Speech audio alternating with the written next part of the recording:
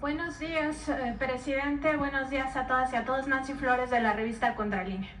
Presidente, antes de hacerle mis preguntas, quiero despedirme de este ejercicio de libertad de expresión y de derecho a la información muy importante. Rompió el cerco mediático impuesto por las corporaciones a lo largo de los años, y me parece importante reconocer, en el caso de Contralínea siempre trajimos los temas que investigamos. Usted siempre tuvo respuesta a las preguntas que le hicimos de manera amable, y le reconocemos por ello. También decir pues que el resto de los reporteras también ha venido a externar sus preguntas, en algunos casos también sus críticas, y en otros incluso exabruptos, y nunca se tuvo una represalia por ello hacia los demás. Entonces queda claro que este ejercicio importante ha respetado siempre la libertad de prensa. Quienes no se atrevieron jamás a venir a hacer sus preguntas o cuestionamientos, pues queda claro que lo que les gusta o lo que les parece muy cómodo es estar detrás de los micrófonos y desde ahí lanzar sus temas, algunas veces de desinformación, de infodemia, de posverdad, de mentiras abiertas, directas, y que lo que menos querían era una réplica directa. En ese contexto, pues reconocer la importancia de este ejercicio que fue la conferencia matutina, no solo para la prensa, sino sobre todo para el pueblo de México, y que seguramente desde las ciencias sociales, desde las ciencias de la comunicación, se va a estudiar por lo que significa haber roto ese cerco mediático, además en torno a su figura, que ya todo el mundo lo conocemos. Y ahora sí le hago mis preguntas, presidente. En la revista Contralínea conservamos un archivo que se podría decir histórico desde el punto de vista periodístico, y tenemos 3 expedientes importantes para la memoria del pueblo de México, y que se habla justamente de esta memoria, y tiene que ver con el expresidente Ernesto Zedillo. En días pasados, y a propósito de que él mismo alzó la mano, ¿no?, al salir de su silencio, usted recordaba en conferencias pasadas, presidente, que es el autor del mayor latrocinio que ha vivido nuestro país, que es el Fobaproa, y también recordaba 2 de las masacres que se cometieron en su sexenio, la de Aguas Blancas y la de Acteal. Habría que agregar también las masacres del Charco y el Bosque, que no se nos olvide también para la memoria. Y en ese contexto, pues decir que este expresidente mintió cuando dijo que tenía que trabajar para mantener a su familia. Tiene una pensión vitalicia que le paga el erario de la nación con dinero del pueblo. Actualizamos esta información y gana 136,000 pesos mensuales. Este mes de septiembre se está embolsando ese dinero, más de 1 millón de pesos anuales, y desde esa comodidad de seguir viviendo desde el erario, pues mantiene también este tipo de acusaciones. Ahora, en nuestro archivo de la revista Contralínea, en estos 3 expedientes, pues quizá también haya otra, situación grave, y es que se llegó a documentar presuntos nexos de su círculo cercano, familiares, su esposa, sus cuñados y su suegro, con el cártel de los Amezcua Contreras, el cártel de Colima, y en otro expediente de su entonces secretario particular, Líbano Sáenz, con el cártel de Amado Carrillo, el cártel de Juárez. Estos 3 expedientes documentan que de forma indirecta se tuvo esta información. Primero fue pinchando los teléfonos del cártel de los Amezcua Contreras, y ahí surgieron conversaciones con este primer círculo familiar de Ernesto Zedillo. Y en el segundo caso se estaba investigando a un militar desertor que se había sumado a las filas de Amado Carrillo, y ahí se obtiene una declaración de este militar donde se señala que Líbano Sáenz le había dado dinero a, más bien, el cártel de Amado Carrillo le había dado dinero a Líbano Sáenz en el periodo de campaña, a pesar de que fue una campaña muy breve, la de Ernesto Zedillo.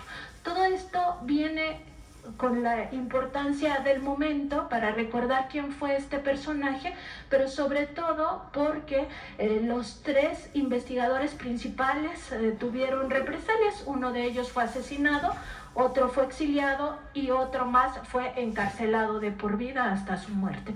Entonces preguntarle, presidente, pues sobre esta hipocresía de Ernesto Zedillo de pues al final venir a decirnos que estamos entrando a una dictadura y que esto ya no es democracia y que a él no le convence y no le gusta lo que está pasando en México, por favor.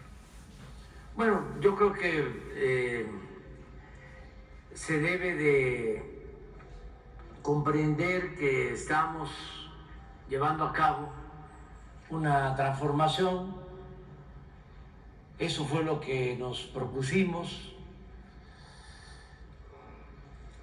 Nosotros tenemos la convicción que no se puede enfrentar una decadencia, que era lo que se padecía en México.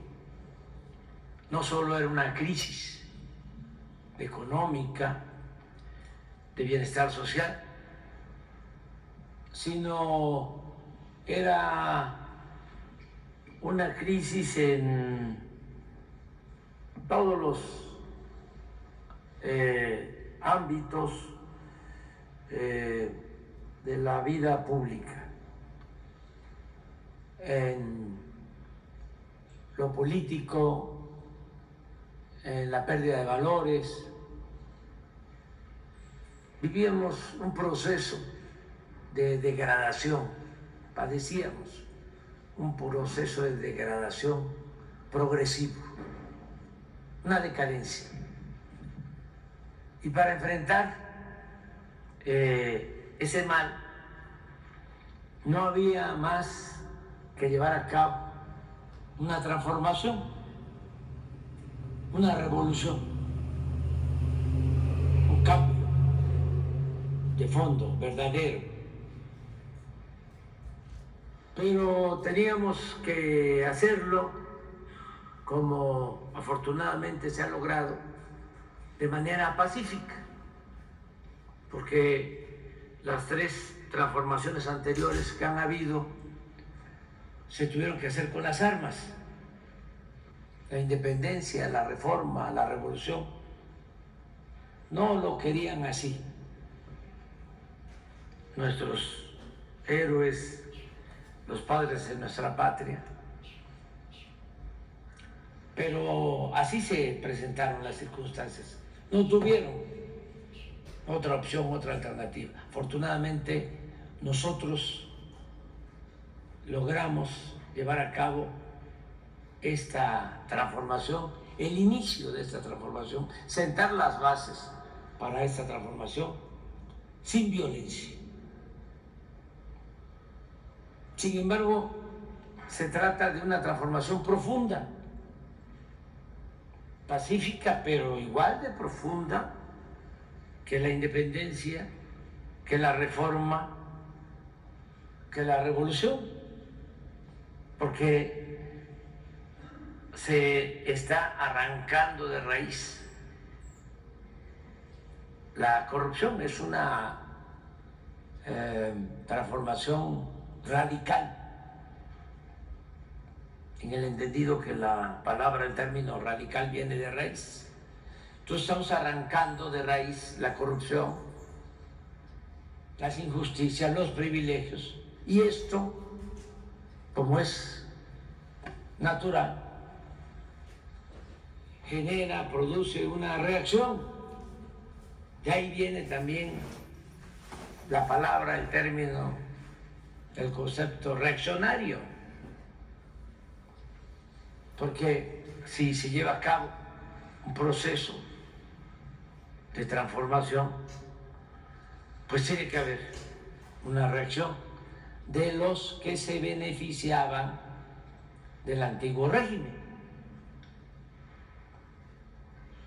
Entonces, lo que viene a ser Zedillo pues es a enfrentar a quienes estamos impulsando esta transformación,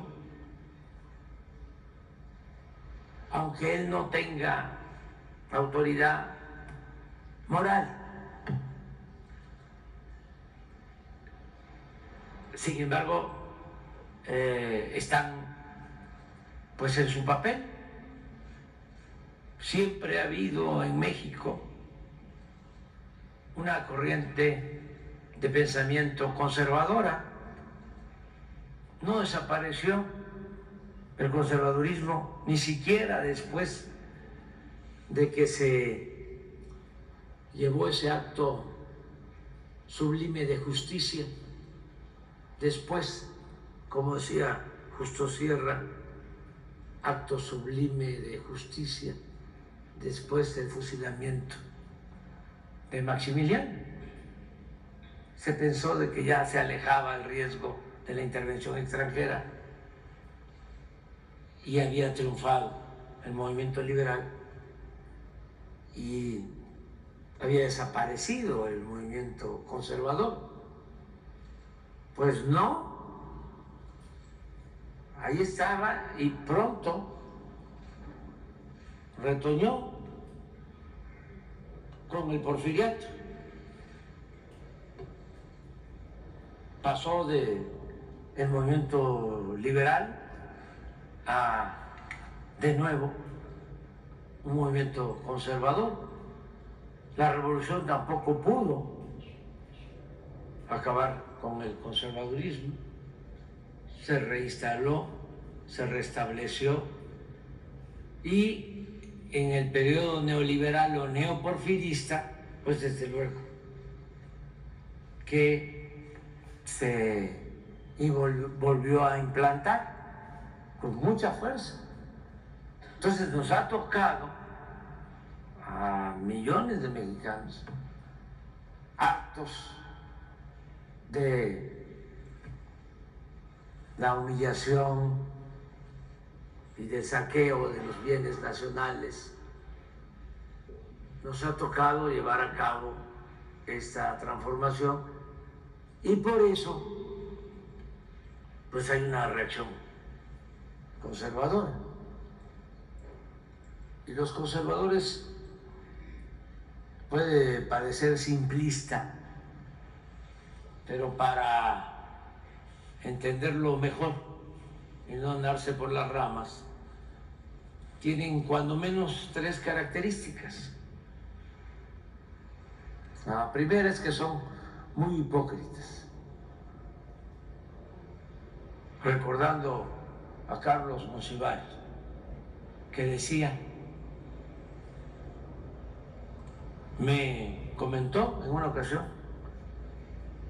la derecha solo tiene como doctrina la hipocresía, o la verdadera doctrina de la derecha es la hipocresía. Esa es una característica. La segunda característica del conservadurismo es que les gusta mucho el dinero. Como lo dijo el cura Hidalgo en su momento cuando lo estaban excomulgando: el único Dios de ustedes, los oligarcas, es el dinero. Son muy corruptos. Todo esto explica el porqué del enojo conservador. Y lo tercero es que son muy autoritarios los conservadores, fachos. Sin embargo, a los conservadores de México, porque así es el conservadurismo en todo el mundo, nosotros tenemos la ventaja que como se les ha enfrentado durante varios periodos de nuestra historia, pues tenemos un pueblo muy progresista, porque tenemos una historia fecunda en cuanto a la defensa de la libertad, de la justicia, de la igualdad, de la independencia, de la soberanía. Una de las cosas que debemos seguir impulsando, difundiendo, es todo lo relacionado con la grandeza cultural de México. Lo que yo llamo humanismo mexicano tiene dos pies. Es la herencia cultural que heredamos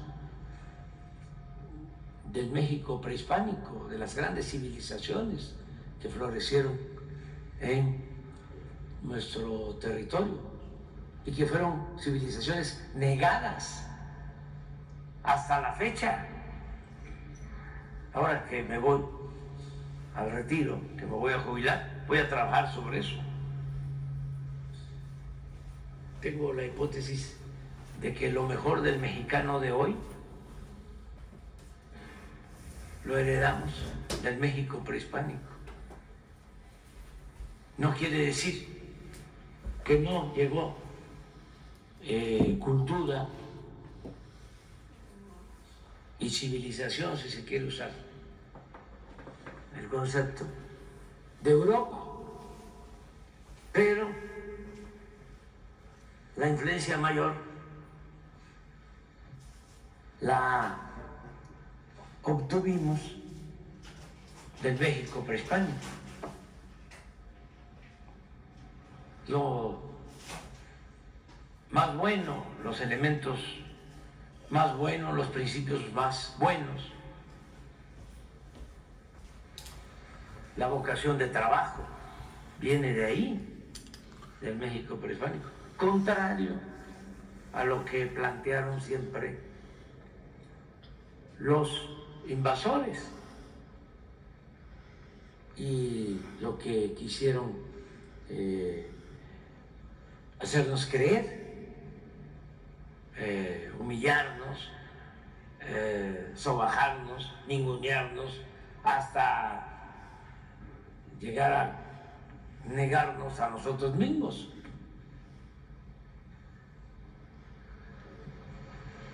Una desgracia. Entonces, del México profundo, como decía el maestro Bonfil, heredamos la vocación del trabajo, heredamos la ayuda mutua, la solidaridad, el tequio, la mano, la fraternidad, el trabajo colectivo. En la época prehispánica no había propiedad privada, la tierra era comunal, no había trabajo asalariado y no había algo que nos trajeron. La ambición al dinero, la avaricia. Por eso se extrañaban los pueblos originarios cuando ansiosos les pedían que les dijeran dónde estaba el oro, porque tenían esa enfermedad que decían que solo se curaba con el oro. Bueno, nos dejaron nuestros antepasados valores culturales, morales, espirituales. Y eso es lo que nos ha salvado. Y por eso enfrentamos calamidades, temblores, inundaciones, pandemias, malos gobiernos. Y México está de pie. siempre se levanta nuestro país. Y lo otro es la historia, excepcional, con todo respeto. ¿Dónde están los hidalgos en otros países? Porque Hidalgo no solo lucha por la independencia, lucha por la justicia.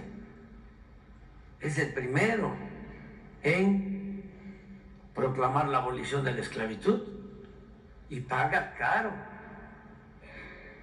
el enfrentarse a los potentados. Pues lo asesinan, le cortan la cabeza y en escarmiento exhiben la cabeza de Hidalgo 10 años en la plaza principal de Guanajuato. De todo esto hablamos aquí en las mañaneras, porque no se hablaba mucho de esto. Y Morelos, imagínense, gran estadista, nada más con cumplir los sentimientos de la nación de Morelos, estaríamos haciendo un buen gobierno. Se lleva a cabo un buen gobierno. Ese es un manual de humanismo y buen gobierno. Que se modere la indigencia y la opulencia, que se eleve el salario del peón, que se eduque al hijo del campesino igual que al hijo del más rico hacendado, que haya tribunales que protejan al débil de los abusos que comete el fuerte. Eso es Morelos.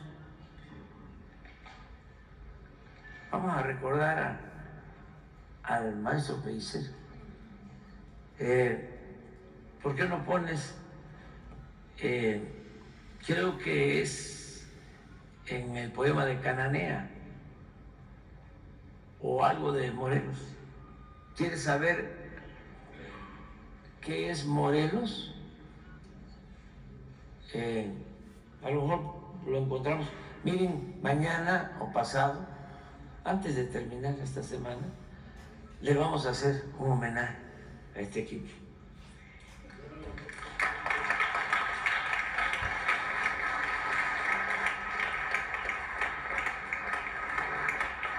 Porque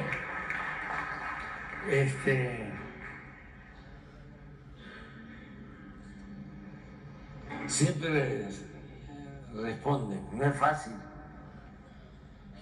Nada más un fragmento.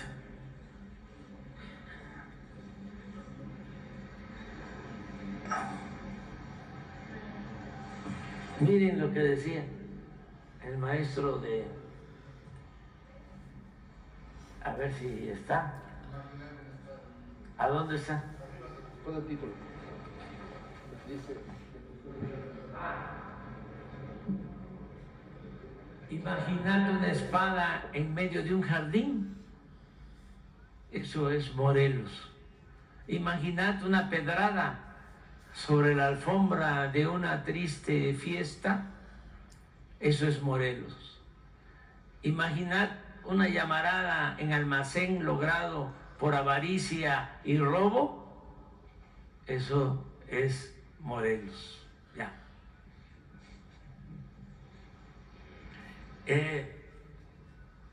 Los Juárez, ¿dónde?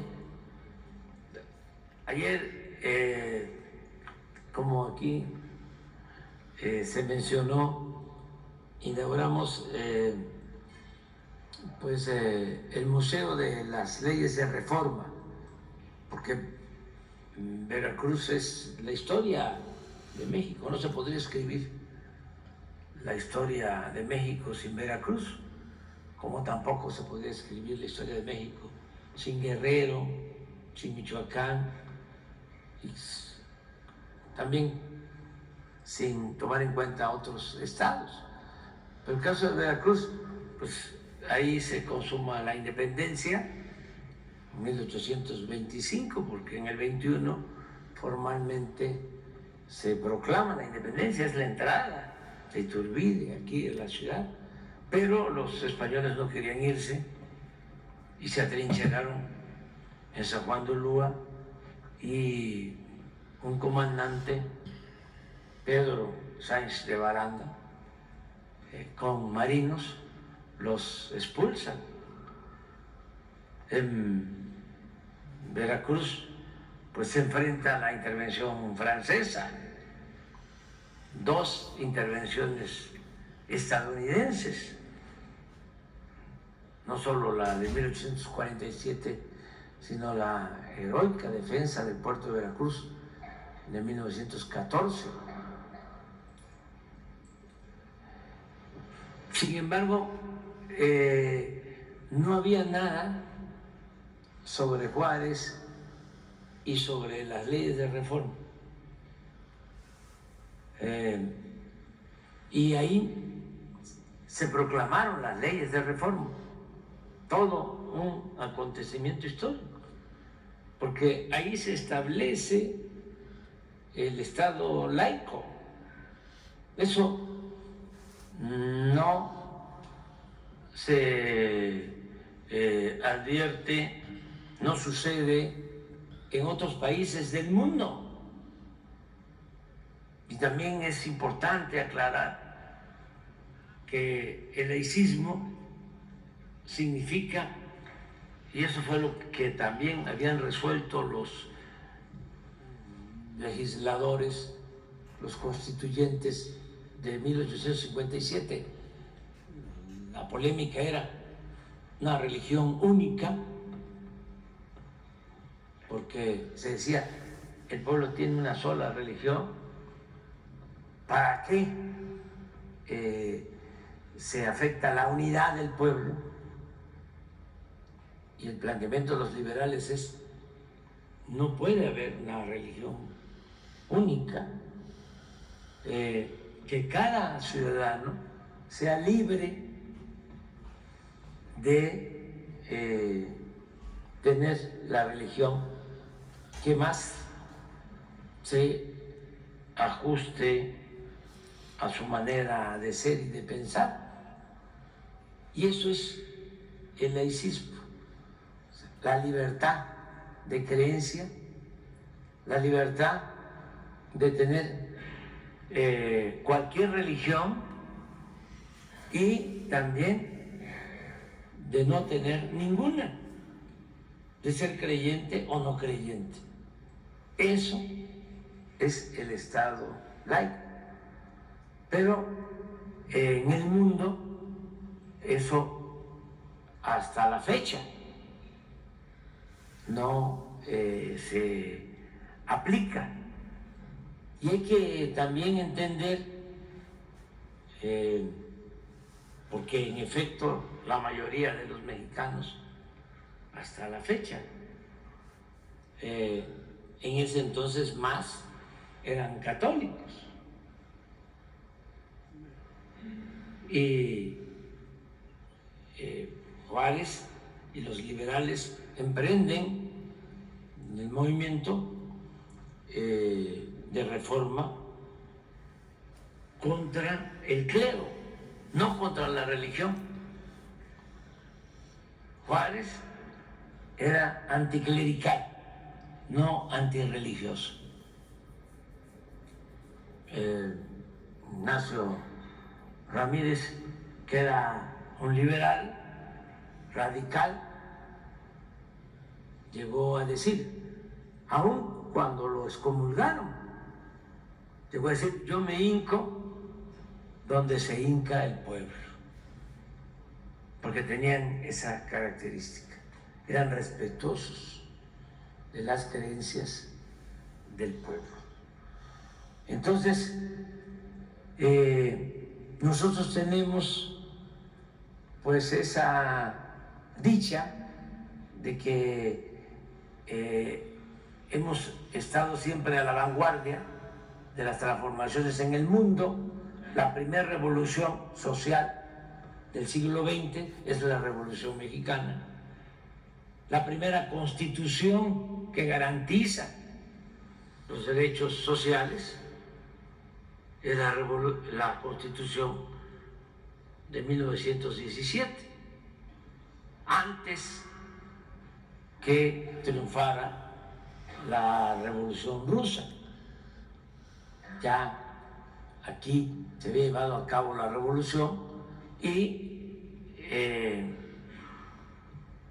se garantizó el derecho de los campesinos a la tierra, el derecho de los trabajadores a jornadas justas, a salarios también justos, a prestaciones, al descanso obligatorio que no había en la época de Porfirio Díaz.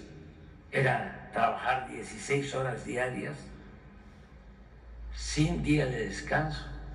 Se tenía que trabajar los domingos y nada de vacaciones,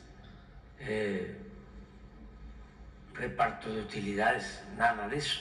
Todo se lo debemos al movimiento revolucionario. Entonces nosotros tenemos esa historia y tenemos por eso que agradecer a nuestros antepasados, y eso también nos permite enfrentar a los conservadores, nos da facilidad. Pongamos el ejemplo de Colombia, nuestros hermanos colombianos, que los queremos tanto y nos queremos tanto. Ellos nunca han tenido, hasta ahora, un gobierno progresista. Nunca en la historia. Siempre gobiernos conservadores.